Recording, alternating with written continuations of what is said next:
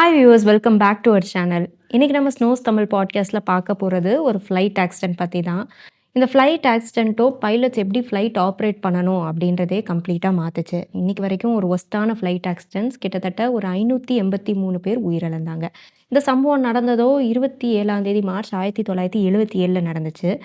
Canary islands அப்படின்ற ஒரு இடம். இந்த இடம் எங்கே இருக்குது அப்படின்னா ஸ்பெயின் நாட்டில் இருக்குது. ஒரு நல்ல ஒரு டூரிஸ்ட் ஸ்பாட்டும் கூட. இந்த நாள் அன்னைக்கு ஒரு பாம் பிளாஸ்ட் நடக்குது. அதனால இந்த ஏர்போர்ட்ட கம்ப்ளீட்டா க்ளோஸ் பண்றாங்க. அப்ப இந்த ஏர்போர்ட்டுக்கு வர இருக்கிற இந்த ஃப்ளைட்ஸ் எல்லாத்தையும் இந்த ஏர்போர்ட்ல இருந்து இன்னும் இதுக்கு பக்கத்துல இருக்கிற ஒரு சின்ன ஏர்போர்ட்டுக்கு டைவர்ட் பண்றாங்க. இந்த சின்ன ஏர்போர்ட்டோட பேரோ லாஸ் ரெடியோஸ். இந்த சின்ன ஏர்போர்ட் அப்படின்றது இப்ப நம்ம மதுரை ஏர்போர்ட்லாம் எப்படி இருக்குமோ அந்த மாதிரி இருக்கும். 2000 அடி கடலுக்கு மேல உயரத்துல இருக்கு. அதனால இந்த ஏர்போர்ட்ல ஃபாக் வரதெல்லாம் ரொம்பவே ஒரு காமன்.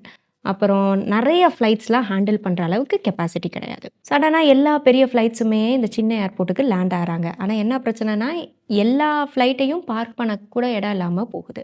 ஸோ மிச்ச ஃப்ளைட்ஸ் மாதிரியே கேஎல்எம் ஃப்ளைட் 4805, பனம் ஃப்ளைட் 1736 இவங்க எல்லாருமே லேண்ட் ஆகி வெயிட் பண்றாங்க.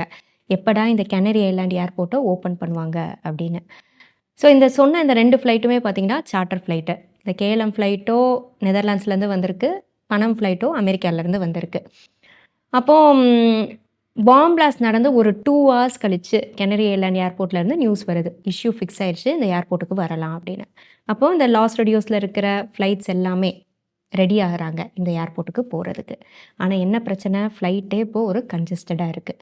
இந்த லாஸ் ரெடியோஸ் ஏர்போர்ட்டோட அமைப்போ பார்த்தீங்கன்னா, ஒரு டாக்ஸிவே, ஒரு ரன்வே இருக்கும். அப்போது இந்த டாக்ஸிவே வழியாக தான் ரன்வேவோட எண்டுக்கு போகும். உதாரணத்துக்கு சென்னை மாதிரி ஏர்போர்ட்லாம். இப்போ அதே இது மதுரை ஏர்போர்ட்லாம் எடுத்துக்கிட்டோன்னா, ஒரே ஒரு ரன்வே இருக்கும்.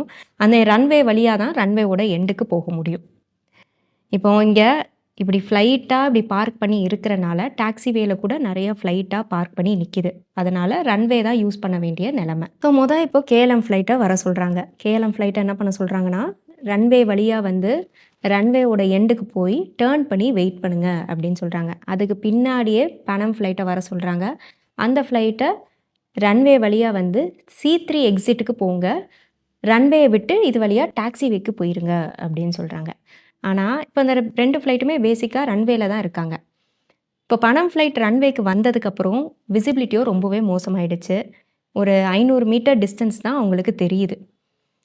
இப்போ கேஎல்எம் ஃப்ளைட் எங்கே இருக்குது, 3000 மீட்டர் டிஸ்டன்ஸ் தள்ளி ரன்வேயோட எண்டில் இருக்குது. ஸோ இப்போ விசிபிலிட்டி மோசமாக இருக்கிறனால பனம் ஃப்ளைட்டால் C3 எக்ஸிட் எங்கே இருக்குது அப்படின்றதே தெரியலை. அதனால் அப்படியே ரன்வேல ஸ்ட்ரக் ஆகி நிற்கிறாங்க. இப்போ கேஎல்எம் பைலட் ஏர் டிராஃபிக் கண்ட்ரோலர்கிட்ட we are at take off அப்படின்னு சொல்கிறாரு. அதாவது நாங்கள் டேக் ஆஃப்க்கு ரெடியாக இருக்கோம் அப்படின்னு சொல்கிறாங்க. அது கண்ட்ரோலரும் ஓகே அப்படின்னு சொல்கிறாரு. ஸோ இப்போ மெயின் பைலட் என்ன புரிஞ்சுக்கிட்டார்னா, வி ஆர் அட் டேக் ஆஃபை வி ஆர் டேக்கிங் ஆஃப் அப்படின்னு கேட்டதுக்கு தான் அவர் ஓகேன்னு சொல்லியிருக்காரு. அப்போ நம்ம டேக் ஆஃப்க்கு நம்மளுக்கு பெர்மிஷன் கிடச்சிட்டதா அவர் நினச்சிருக்காரு. அப்போது இவங்க டேக் ஆஃப்க்கு இந்த ரெடி ஆகும்போது ஃபர்ஸ்ட் ஆஃபீஸர் ஏதோ பேச வராரு. ஆனால் மெயின் பைலட்டோ அவரை இன்டரப்ட் பண்ணி நம்மளுக்கு டேக் ஆஃப்க்கு பர்மிஷன் கிடச்சிருச்சு அப்படின்னு சொல்லிட்டு அவங்க ரெடி ஆகிறாங்க ஒரு பக்கம். இந்த சைடோ பார்த்தீங்கன்னா விசிபிலிட்டி இப்போது சுத்தமாக இல்லை. Air traffic கண்ட்ரோலரோ பிளைண்டாக செயல்படுறாரு. பைலட்ஸ் என்ன சொல்கிறாங்களோ அதை வச்சு தான் அவர் கைடன்ஸ் கொடுத்துட்ருக்காரு. அப்போது air traffic controller KLM pilot கிட்ட சொல்கிறாங்க, stand by for take off. அதாவது டேக் ஆஃப்க்கு நான் பெர்மிஷன் கொடுக்கல அப்படின்னு சொல்கிறாரு. ஆனால் இந்த நியூஸோ கேஎல்எம் பைலட்டுக்கு ரிசீவ் ஆகலை. ஏன்னா பக்கத்துலேயே தான் பனம் ஃப்ளைட் இருக்குது. அதனால் கம்யூனிகேஷன் டிஸ்டர்பன்ஸாக இருக்குது. அப்புறம் பனம் பைலட் அவங்களும் என்ன சொல்கிறாங்க, we are taxiing down the runway அப்படின்னு சொல்கிறாங்க. அதாவது நாங்கள் ரன்வேல தான் இருக்கோம் அப்படின்னு சொல்கிறாங்க. ஸோ இந்த 2 கம்யூனிகேஷனும் பார்த்தீங்கன்னா 3 செகண்ட் கேப்பில் நடக்குது. 2மே ஆனால் கேஎல்எம் பைலட்டுக்கு ரிசீவ் ஆகலை. அதுக்கப்புறம் இவங்க ஆனால் என்ன பண்ணுறாங்க, கேஎல்எம் பைலட் அவங்க டேக் ஆஃப் பண்ணுறதுக்கு இப்போ ரெடி ஆகுறாங்க. ஸோ இந்த டைமில் ஏர் டிராஃபிக் கண்ட்ரோலர் பனம் பைலட் கிட்ட சொல்கிறாங்க, நீங்கள் ரன்வே கிளியர் பண்ணிட்டீங்கன்னா சொல்லுங்கள் அப்படின்னு சொல்கிறாங்க. அதுக்கு அவங்களும் நாங்கள் கிளியர் பண்ண பிறகு சொல்கிறோன்னு சொல்கிறாங்க. ஸோ இந்த கம்யூனிகேஷன் தான் கரெக்டாக கேஎல்எம் பைலட்டுக்கு ரிசீவ் ஆகுது. அப்போ தான் அவங்களுக்கு தெரிய வருது ரன்வேலே இன்னொரு ஃப்ளைட்டும் நிற்கிது அப்படின்னு சொல்லிட்டு. ஸோ அதே நேரத்தில் பனம் பைலட்டும் பார்க்குறாரு ஒரு 1000 மீட்டர் டிஸ்டன்ஸில் இன்னொரு ஃப்ளைட் வந்துட்டு இருக்கிறத. ஸோ அவங்க பனம் ஃப்ளைட் என்ன பண்ணுறாங்கன்னா, சரி எப்படியாவது லெஃப்ட் சைட் போக ட்ரை பண்ணுவோன்னு சொல்லிட்டு லெஃப்ட் சைட் போக ட்ரை பண்ணுறாங்க. ஸோ இவங்க அதே இது கேஎல்எம் ஃப்ளைட் என்ன பண்ணுறாங்க, சரி உடனே டேக் ஆஃப் பண்ண ட்ரை பண்ணுவோம்னு சொல்லிட்டு அவங்களும் ட்ரை பண்ணுறாங்க. ஆனா என்ன, கேஎல்எம் ஃப்ளைட்டோட என்ஜின் அந்த பனம் ஃப்ளைட்டோட நடு போர்ஷன்ல இடிச்சு விபத்துக்குள்ளாகுது.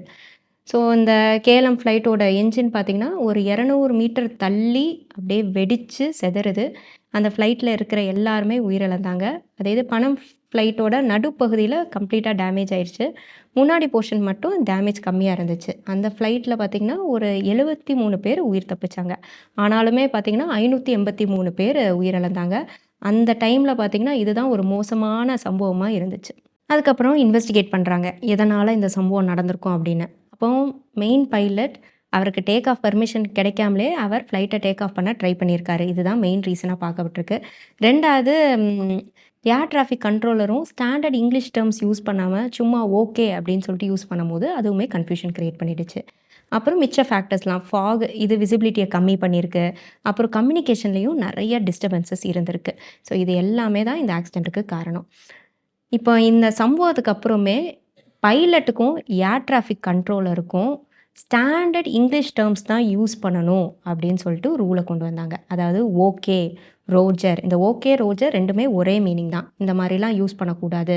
கிளியர்ட் ஃபார் டேக் ஆஃப், அப்புறம் கேன்சல் டேக் ஆஃப் கிளியரன்ஸ். இந்த மாதிரி ஸ்டாண்டர்ட் இங்கிலீஷ் வேர்ட் டேர்ம்ஸ் தான் யூஸ் பண்ணணும் அப்படின்னு சொன்னாங்க. ஸோ 1977 அந்த டைம்லலாம் மெயின் பைலட் எடுக்கிற டெசிஷனை ஜென்ரலாக ஃபர்ஸ்ட் ஆஃபீஸர் எதிர்க்க மாட்டாங்க. ஆனால் இங்கேயோ என்ன நடந்திருக்கு, ஃபர்ஸ்ட் ஆஃபீஸர் ஏதோ சொல்ல வராரு, அதை மெயின் பைலட் இன்டரப்ட் பண்ணி இவரோட டெசிஷனில் தான் அது போகுது. ஸோ இது எல்லாமே அந்த காக்பிட் வாய்ஸ் ரெக்கார்டரில் தெரிய வருது. ஸோ இதனால் என்ன பண்ணுறாங்க, பைலட் ஆப்ரேட்டிங் மோட்லேயுமே சேஞ்சஸ் கொண்டு வராங்க. 2 பேரோட டெசிஷனுமே மியூச்சுவலாக இருக்கணும், அப்படி தான் டெசிஷனை எடுக்கணும் அப்படின்னு சொல்லிட்டு கொண்டு வராங்க. ஸோ இந்த சம்பவமும் 1977 உலகத்தையே புரட்டி போட்டுச்சு. அப்புறம் பைலட், ஏர் டிராஃபிக் கண்ட்ரோலர் 2 பேரும் ஸ்டாண்டர்ட் இங்கிலீஷ் டேர்ம்ஸ் தான் யூஸ் பண்ணணும் அப்படின்றதுக்கு உண்டான விதை இந்த சம்பவம் மூலமாக தான் நடந்துச்சு. ஸோ இந்த வீடியோ உங்களுக்கு பிடிச்சிருக்கும் அப்படின்னு சொல்லிட்டு நினைக்கிறேன். பிடிச்சிருந்தா கண்டிப்பாக கமெண்ட் பண்ணுங்கள்.